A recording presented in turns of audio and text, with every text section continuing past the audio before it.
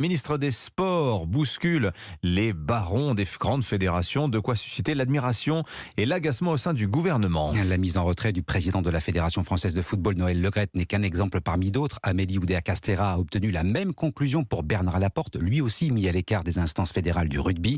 Cette volonté de faire place nette en impose, mais au sein du gouvernement, la ministre épate autant qu'elle agace. Jacques Serret. En 6 mois, Amélie Oudéa-Castéra a rapidement su s'imposer. En quelques semaines, la ministre des Sports a vu tomber Bernard Laporte, le président de la Fédération française de rugby, puis Noël Le Graët, le patron du football français. La chute de 2 hommes à la tête de très puissantes fédérations, et la ministre n'y est pas pour rien. À Bernard Laporte, elle exige des garanties autour de sa mise en retrait après sa condamnation pour favoritisme. À Noël Le Graët, elle a maintenu une pression constante jusqu'à ce qu'il lâche son fauteuil.